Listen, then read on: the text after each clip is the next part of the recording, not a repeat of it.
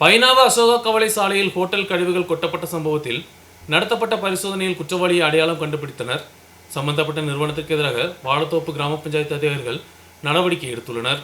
பைனாவு அசோகா கவள சாலையில் PR case agency அருகில் hotel கழிவுகள் சட்டவிரோதமாக கொட்டிய சம்பவத்தில் வாழத்தோப்பு கிராம பஞ்சாயத்து அதிகாரிகள் நடவடிக்கை எடுத்துள்ளனர். சாலையோரத்திலும் அருகிலுள்ள தனியார் நபரின் தோட்டத்திலும் கழிவுகள் கொட்டப்பட்டுள்ளன. மில்மா பால் கவர்கள், பிளாஸ்டிக் பாட்டில்கள், உபயோகித்த பிளேட்டுகள், கிளாஸுகள், உணவு கழிவுகள், சமையல் கழிவுகள் போன்றவை அதிக அளவில் கொட்டப்பட்டுள்ளன. துர்நாற்றம் அதிகரித்ததால் இப்பகுதி மக்கள் சிரமப்பட்டு வந்த நிலையில்தான் சம்பவம் வெளிவந்தது. பொதுமக்களின் புகாரை தொடர்ந்து பஞ்சாயத்து நடத்திய பரிசோதனையில் சாலையோரத்தில் சட்டவிரோதமாக குப்பைகள் கொட்டப்பட்டது கண்டுபிடிக்கப்பட்டது. தொடர்ந்து நடத்திய விசாரணையில் மணியாரன் உள்ள ஒரு ஹோட்டலிலிருந்து குப்பைகள் கொட்டியதாக தெரிய வந்தது. പരിശോധനയിൽ കുപ്പകൾ കൊട്ടിയ നബരെ കണ്ടുപിടിച്ചതായി അധികാരികൾ தெரிவித்தனர். വാഴത്തോപ്പ് ഗ്രാമപഞ്ചായത്തിന്റെ 8ാം വാർഡ് താന്നിക്കണ്ടം ഉൾപ്പെടുന്ന ഗ്യാസ് ഏജൻസിയുടെ ഭാഗത്ത് കിടക്കുന്ന മാലിന്യങ്ങളാണ് ഈ കിടക്കുന്നതെല്ലാം.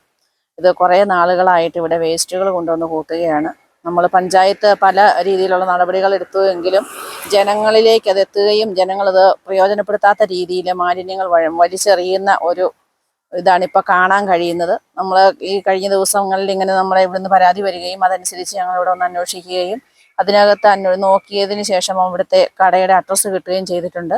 ഇവരുടെ പേരിൽ നടപടി എടുക്കാനായിട്ട് പഞ്ചായത്തിൽ നിന്ന് നോട്ടീസ് കൊടുക്കാനുള്ള നടപടികൾ സ്വീകരിക്കും. അവരുടെ പേരിൽ ഫൈൻ അടയ്ക്കണമെങ്കിൽ ഫൈനും അതുപോലെ തന്നെ വേസ്റ്റ് മാലിന്യങ്ങൾ അവിടെ നിന്ന് നീക്കം ചെയ്യാനുള്ള നടപടികളും പഞ്ചായത്ത് സ്വീകരിക്കുന്നതായിരിക്കും.